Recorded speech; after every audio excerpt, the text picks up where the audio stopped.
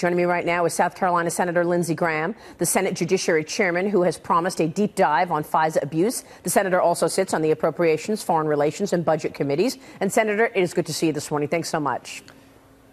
Thank you. Happy 5th anniversary. Thank you so much, Senator. Look, this is good news on the 5th anniversary here because we know that we have been seeking the truth for the last year and a half. Kudos to you and your colleagues for bringing that information to us over the last year and a half. What are you going to do in terms of next steps? Well, there are three things I'm going to look at as Judiciary Chairman. The Clinton email investigation.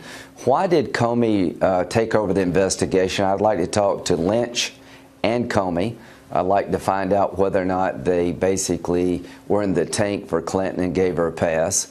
When it comes to the counterintelligence investigation, I want to find out why they never went to Trump to tell him he may have a problem with people in his campaign working with the Russians. They told Feinstein she had somebody in her office working with the Chinese.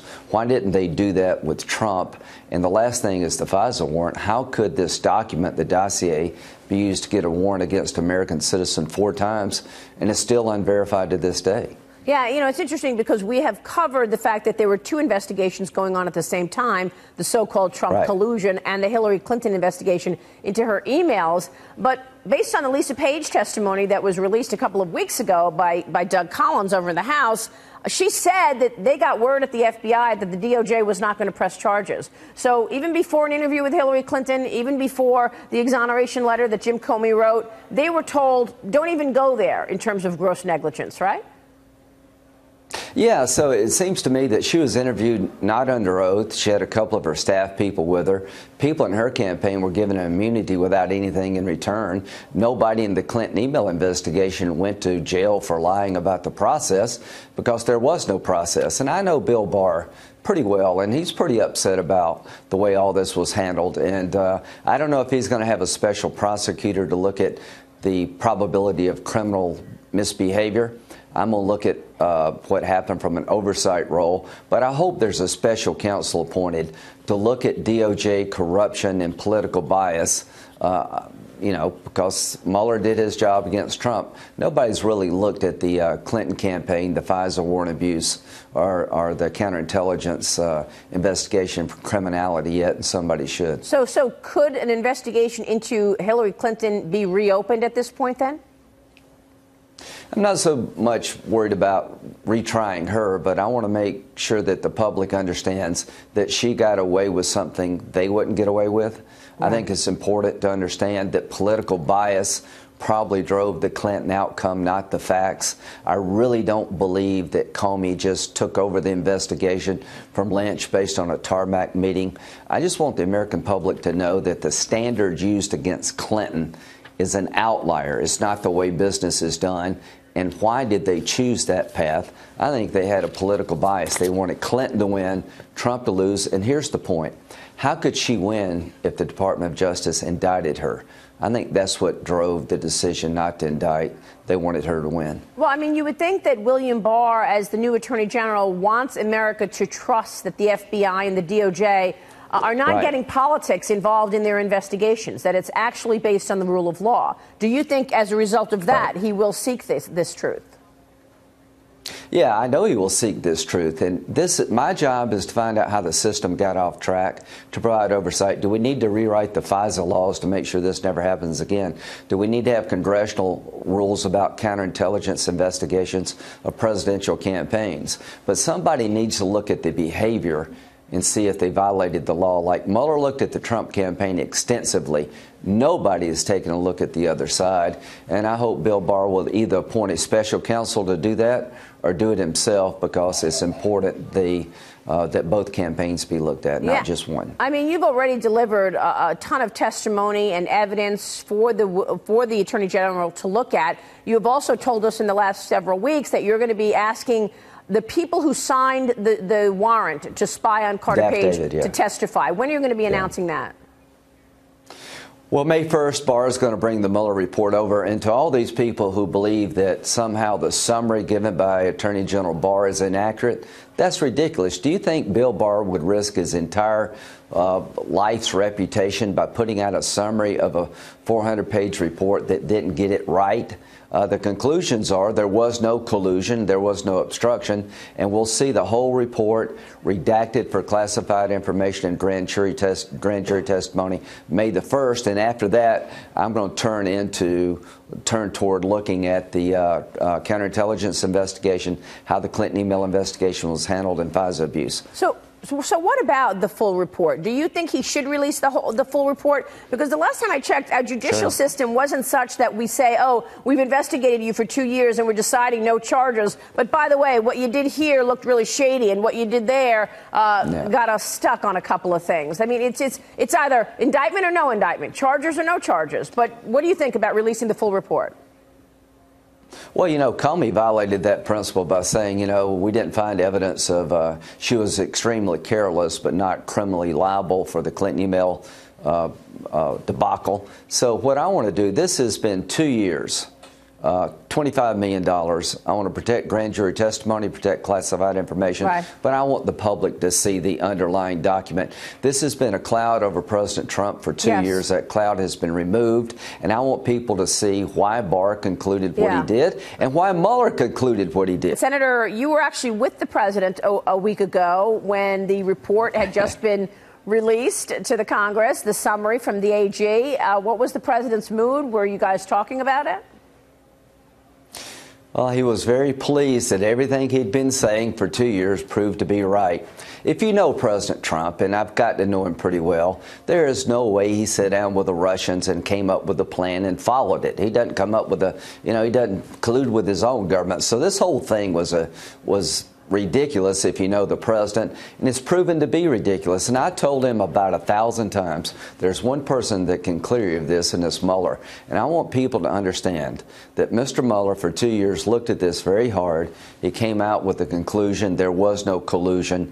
And Jim Clyburn said, as a Democrat, we need to move on. Adam Schiff represents a wing of the Democratic Party, the Oliver Stone wing of the Democratic Party, that will never let this go because they can't accept Trump being president. This whole investigation has been pushed by people who believes that the election really never happened when it did. Yeah. Well, I mean, just to wrap up here on this, you're not expecting jail time. You're not expecting criminality to come out in terms of accountability. I know Devin Nunes is coming out with his criminal referrals this week. Where will the accountability be then? Well, you need a special. I'm not a prosecutor. And Horowitz is not a prosecutor. So what I want is a prosecutor to look at the Clinton email investigation to find out if there was criminal wrongdoing in the way it was handled. I want a prosecutor to look at whether or not they misused the counterintelligence tools inappropriately. Did they break the law when they spied on Trump's campaign? I want a prosecutor to look at whether or not those who signed the affidavit certifying that the dossier was reliable to the FISA court, did they misrepresent to the court? Did they commit a crime? I want a prosecutor to look at this, not a politician. Yeah, that's a good point. All right, let me switch gears, ask you about this really threatening drastic action against Mexico. The president declared he is likely to shut down the border, the southern border, next week, unless Mexican authorities immediately halt all illegal immigration. We've got two caravans coming to the country right now. Your reaction to the president's threat? Well, I mean, what are we supposed to do? You have the Mexican government allowing thousands of people to walk all across Mexico. They provide them buses. They drop them off at the border, and they say, here, United States, deal with this problem. We've had 100,000 people cross the border illegally in March alone. We're on track to over 1 million this year if this keeps up. So Mexico could help more. They should help more. The Triangle countries, 70% of the people coming here illegally come from 3 countries. Yeah. We need those countries to help more. So if the president feels like that the only way to control this problem is to move the people from the port of entry to the ungoverned spaces where we need a wall, I will support him. I hope we don't have to do that. To my Democratic friends, let's sit down and change these laws that entice people to come here legally. He's just kicked off his 2020 re-election campaign with a little help from the vice president, Mike Pence. Congratulations on that, Senator. Thanks. Thank you, Mike and Karen, for coming down and making a hell of a case for me to get reelected. And yeah, I'm looking forward to it. I'm sold. I'm ready to vote for me. Let's do it.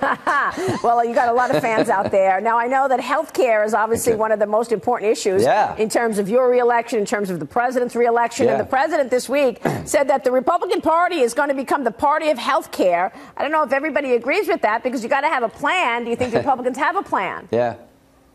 Yeah, I think we've got a lot of good ideas. And I'm going to run on health care. I'm going to challenge my Democratic colleague, any Republicans, libertarians, vegetarians, to replace Obamacare. We started out with 5 plans in South Carolina. We're down to 1. Premiums went up 31% last year. Obamacare is failed in South Carolina. It needs to be replaced with plans that require the pre-existing conditions to be covered, but more flexibility, more choices. So I'm going to run on health care. My idea is to take the money in Washington, send it back to South Carolina, cover sick people, but let my state come up with a plan that fits South Carolina and get out from this Obamacare umbrella in Washington that's crushing us. The Supreme Court, I believe, will strike Obamacare down. The only reason Roberts voted to uphold Obamacare is because the individual mandate was considered to be a tax, and the government can tax almost anything. Now the individual mandate has been struck out of the law. I think it falls. So here's my plan: to take the money in Washington, block grant it back to the states, give the people of South Carolina control of this money, not some bureaucrat in Washington, and we'll do a better job than anybody in Washington could ever hope to do for South Carolina. That is my plan. And we'll be following that. And of course, national security has been also a major theme for you. You've been a stalwart in terms of being strong for the military, not just our troops around the world, but also when it comes to cyber. China is an issue. That's something else that you've been dealing with a lot. We got some new data overnight. The China manufacturing gauge, the purchasing managers, hit a 6-month high. It was actually a positive for the Chinese economy. But the economy there has weakened because of trade. What are your expectations in terms of a deal between the U.S. and China? And how much should we focus on things like Huawei and the risks to the U.S. national security as a result of all the espionage going on, Senator? Because of President Trump, this is the best chance we've had to stop China from cheating in my lifetime. China steals our intellectual property. If you do business in China, they're required to have a Chinese business partner. They steal everything you own.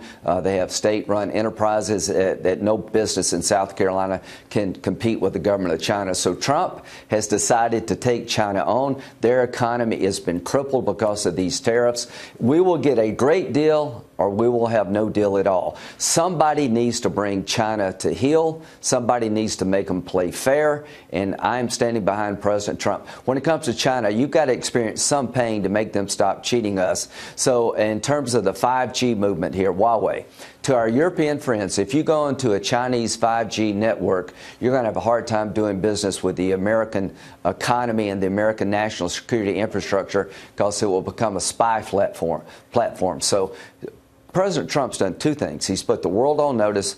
Watch when you buy Chinese technology. We can't do business with you if you go Chinese 5G. And he's also told the Chinese, your days of cheating are over. Yeah. And we need to stand behind our president, and I will. Mike Pompeo came on the show and talked about how he's trying to make the case to Europe because they're pushing back because the Huawei infrastructure was cheaper. What about North Korea? What's your take on where that goes next? Why did the president leave early, that meeting with Kim Jong-un? Because he felt like Kim Jong-un wasn't serious about getting a deal.